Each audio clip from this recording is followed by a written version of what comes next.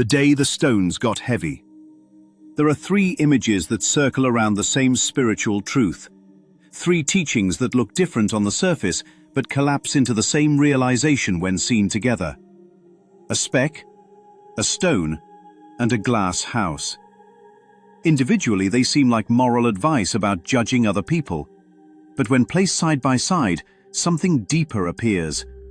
Each metaphor quietly dismantles the idea that the problem begins in the world. Instead, they all point in the same direction: inside. The speck and the log. Jesus offers one of the most memorable images in Scripture.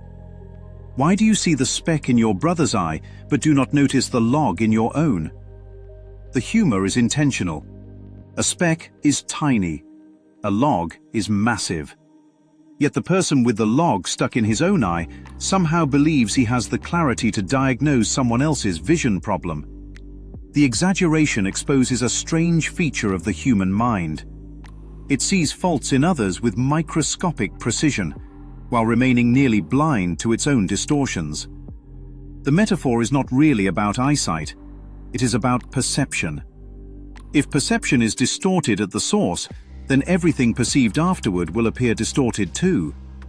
The correction, therefore, cannot begin in the world. It must begin where perception originates, in the mind that is looking. The first stone.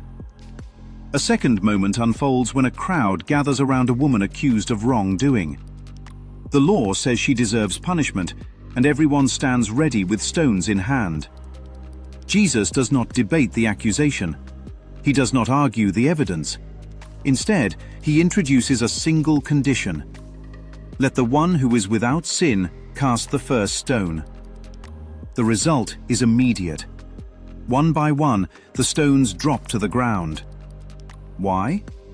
Because the moment the spotlight turns inward, the confidence behind the accusation dissolves. The judgment that seems so clear when directed outward becomes far less certain when reflected back toward the one holding the stone. The crowd came to expose someone else's guilt. Instead, they encountered their own. The glass house. Now introduce a third image, an old proverb that perfectly completes the picture. People who live in glass houses should not throw stones. Unlike the previous two images, this one introduces architecture. A house made of glass is completely transparent. Everything inside is visible. Nothing is hidden. Nothing is covered up. The structure itself is fragile, vulnerable to the smallest impact.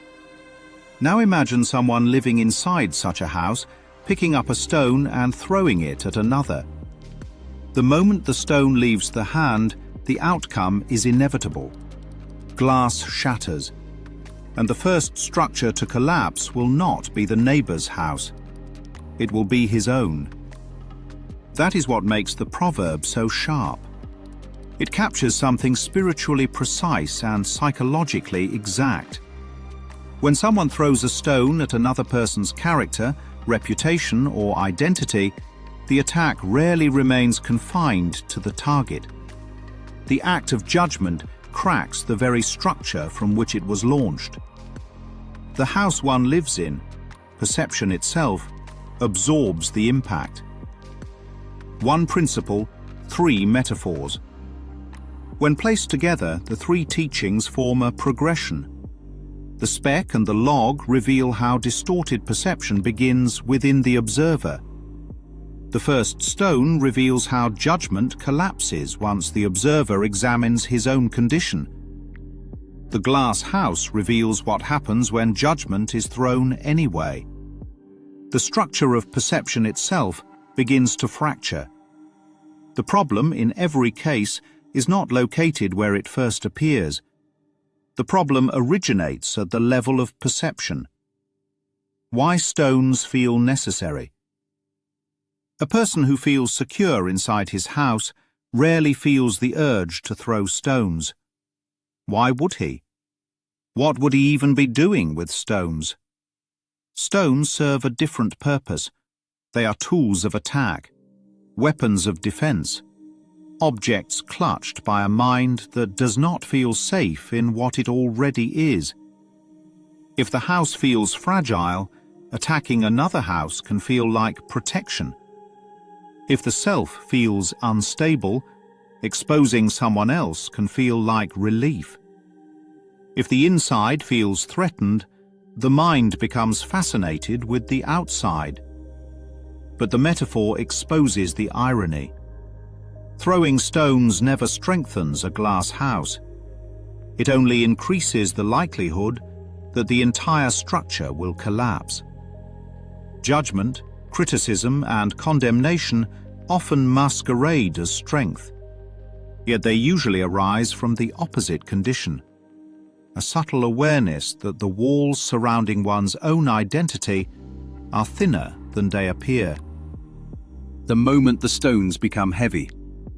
This is why the scene with the stones ends the way it does. Once each person looked inward, the stones suddenly became heavy.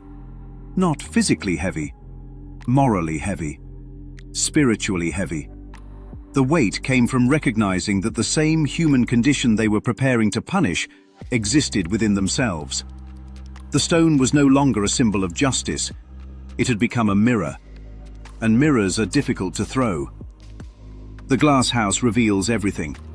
The glass house ultimately brings the entire lesson into focus. If the structure of perception is transparent, if the beliefs and judgments inside the mind are already visible, then every stone thrown outward exposes something about the one throwing it. Judgment is never just an accusation about someone else. It is also a revelation about the state of the mind making the accusation. That is why the glass house is the perfect closing image. It makes the consequences immediate and unavoidable. The moment a stone leaves the hand, the house begins to crack. Not later, not eventually, immediately. When the stones finally drop. The three metaphors, taken together, offer a simple but unsettling realization. The world that appears to be full of enemies, flaws, and offenses may actually be reflecting distortions that began in perception itself. Correct the perception, and the enemies begin to disappear. Correct the perception, and the stones feel unnecessary. Correct the perception, and the glass house is no longer something fragile to defend, but a transparent place where nothing needs to be hidden and nothing needs to be attacked. And when that realization dawns, something remarkable happens. The stones grow heavy. So heavy, in fact, that the only sensible thing left to do is let them fall.